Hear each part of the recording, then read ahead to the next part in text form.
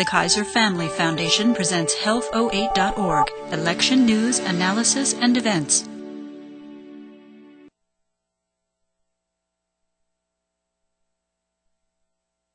Congressman Kucinich, thanks so much for coming in today. Appreciate it.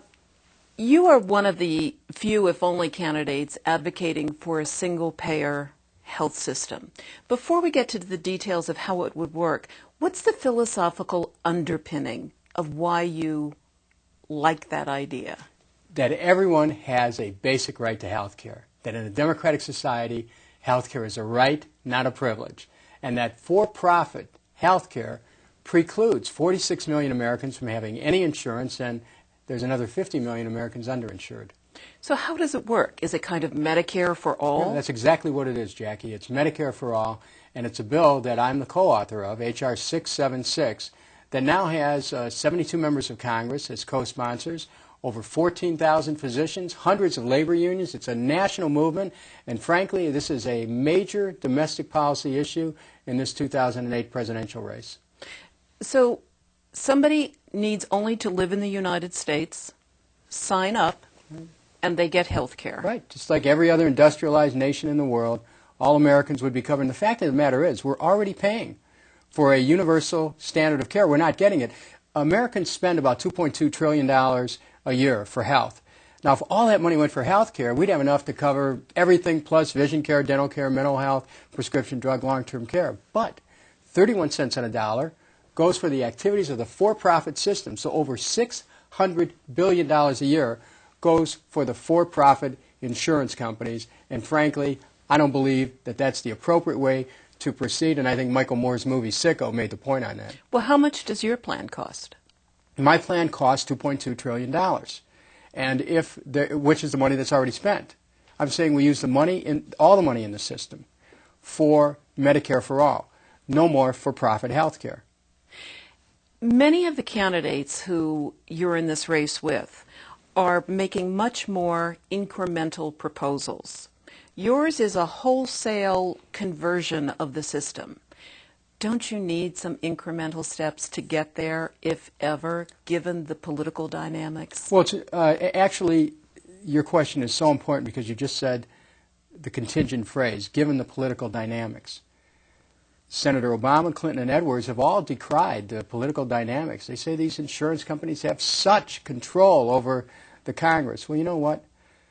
I intend to be that president who will rally the American people in the cause of health care. I mean, if someone is afraid to take on these insurance companies saying, well, they're just too powerful, we can't cause this Medicare for all to happen, it raises questions as to whether or not they could faithfully execute the laws of this country. I intend to be president of the United States, and that means that I expect to be able to rally the people much the same way that FDR did in rallying the people to a New Deal. Because this is part of an approach towards government responding to a massive public need. But you have been in politics and in Washington long enough to know that bold is difficult. Look at what happened in the early 1990s.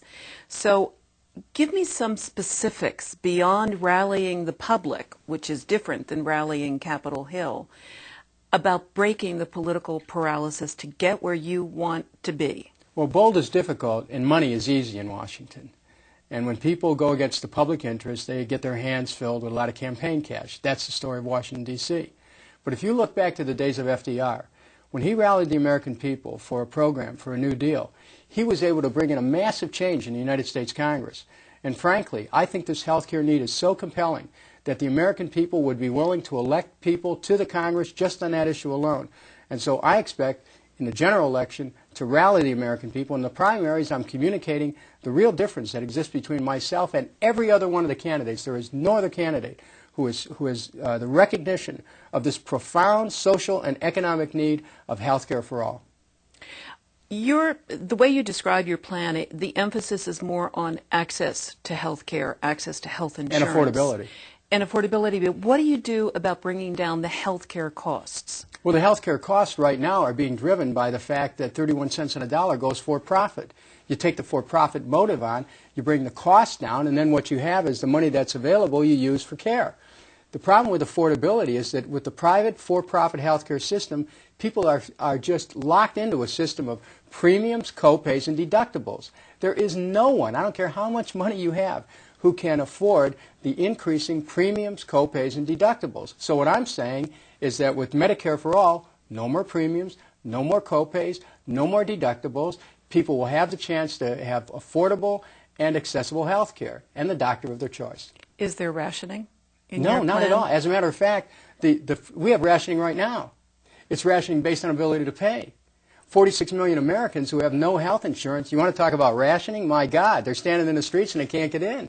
Another 50 million Americans underinsured. Let's talk about rationing. People are going bankrupt because they can't afford to pay the doctor bills.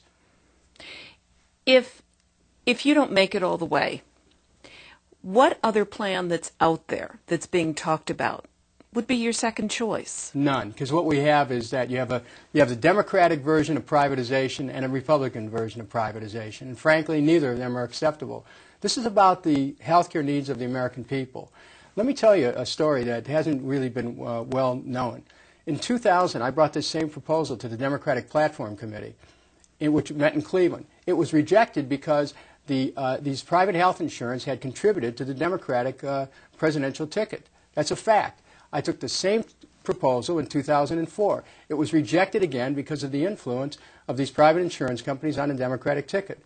Now I'm saying, as a candidate for president, I'm pushing this because I believe this is a defining issue. It explains a lot about the candidates and who they are and what they stand for and whether or not Democrats really are going to bring about a change. My election as president means a profound change on health care, on climate change, on the war, on trade, and a new direction for America.